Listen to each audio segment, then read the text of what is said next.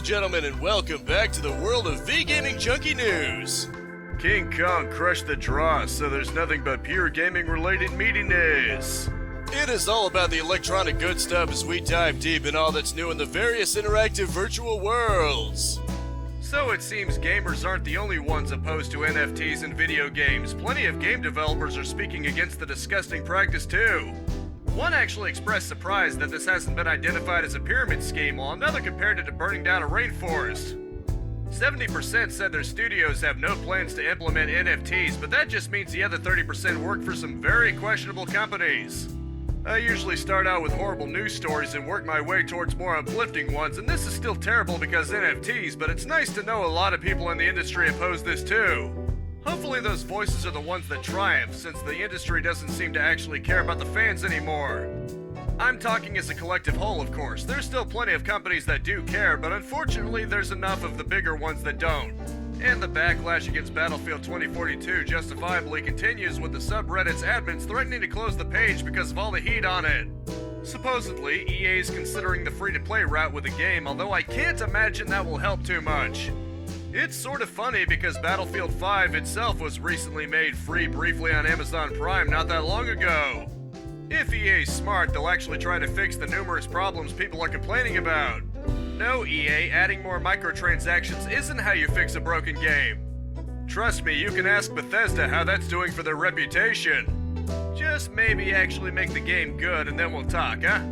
So AMD did a really funny pro gamer move, trashing on 4GB GPUs and then releasing a $200 one themselves. According to The Verge, their original statement about the inadequacies of it are now no longer to be found.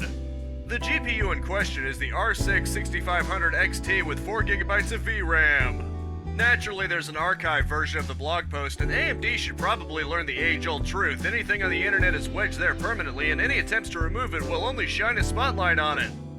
You know, the Streisand effect never ceases to be amazing.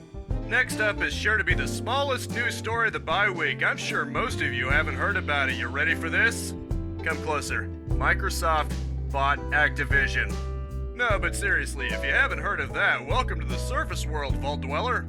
All joking aside, this is perhaps the biggest downside to me only doing news videos bi-weekly, but hey. Sony isn't too concerned and suspects many games will still release on PlayStation.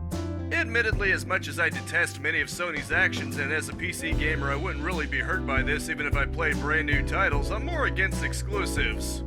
I get that it's to try to sell hardware, but I think the hardware should sell on its own merits and people should be able to access as many games as possible.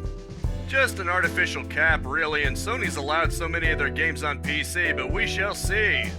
And so Dwayne Johnson, aka The Rock, is apparently cooking up a video game movie. I hope you were able to smell that because it should be pretty interesting. Given he was the antagonist of the 2005 Doom movie, and probably the best part about that movie because it was kind of funny, it'll be interesting to see what he has in mind. He said it's one of the biggest and most bad A games and one he's played for years. While Doom Eternal hasn't been out for years, the franchise certainly has, so it would be really cool to see him starring in a movie like that, and I would like to see one genuinely good Doom movie. Another speculation on Game Informer's behalf is Gears of War, and I could see that working for him, honestly. I can't wait to find out what it is, and please, oh please, let this be good, Hollywood. So Cuphead is getting its own show. Well, on Netflix. I know what you're probably thinking, Netflix and adaptation tend to end in trash, but hear me out. The trailers honestly don't look that bad. It genuinely looks like they're going for the classic old cartoon humor vibe. If it can keep its nose out of certain divisive topics that begin with a P and end with politics, we might be good. Anything's possible. Maybe they made a deal with the devil themselves and actually made something very good. All joking aside, Netflix has had things associated with it that turned out good before. Here's hoping Cuphead is one of those and not just a devilish disaster. So it seems the next joke people ask about computers is, can it run Crysis 4? Yep, Crytek finally confirmed a Crysis 4 is in development. Let me tell you just how much information we have on this thing. We have a trailer, get this, with materials on the ground that lift up and form a 4. In other words, we have about as much information on it as we do Metroid Prime 4. The other fourth entry in a beloved first-person shooter series that I'm still waiting on some kind of update for, but hey, at least Dread tided me over. Alright, we're talking about Crysis 4. I haven't played 2 or 3, I hear 2 was actually a step down, but maybe it'll turn out super good. Consoles have gotten slightly better with hardware, so maybe it'll be just as mind-meltingly good as the first one was on PCs back in the day, and the remaster looks pretty good even on Switch. The future shall await us, Nomad. And so someone got Grand Theft Auto 5 to run on an unmodified Gameboy. You're waiting for the but at the end of that, aren't you? But there's no buts here. Okay, so obviously it's not being played natively, it's being streamed, but hey. Even just doing that was apparently a great big pain in the nether regions, if you know what I'm saying. This isn't Game Boy Color either if you're thinking of that beautifully done FMV for cannon fodder. This is the OG green and black screen, and this guy is using it to stream Doom, Crysis, and yes, GTA 5. He's apparently using a Wi-Fi cartridge, and while you'd have a hard time seeing anything, both because of the resolution and the complete lack of color depth, as a proof of concept, it's still pretty impressive. Just a note, he did actually pull off the same on Game Boy Color, and it does in fact look much better because, you know, colors and all that. Still extremely low res, obviously, but much better all the same, so that's just something to keep in note. Either way, though, it's pretty remarkable, and it's still a really cool and fun way to end off this week's news stories.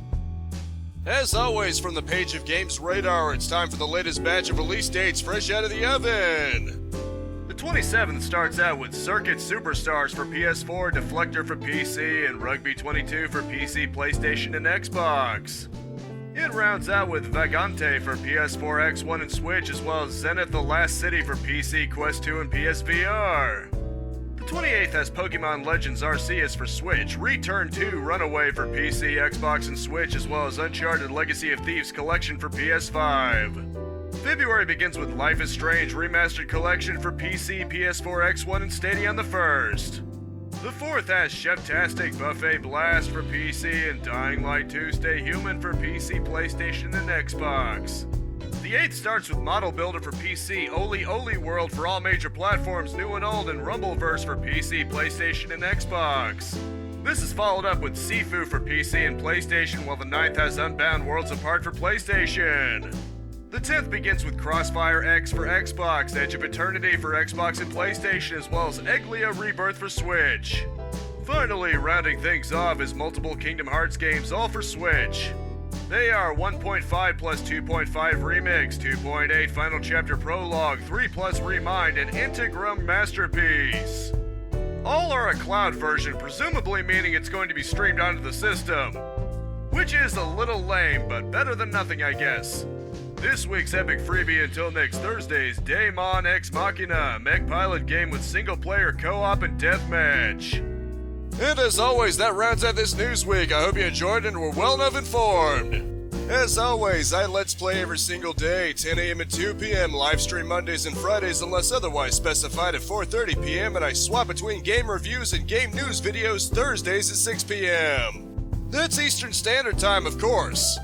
You can always subscribe and gorilla pound that bell icon if you don't want to worry about keeping track of time zones.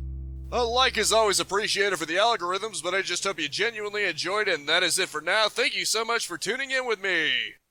Spread this video around like the horrors invading Skull Island, and I'll see you next time. Capitalize on life, peace out, have a good one, and I'll see you next week.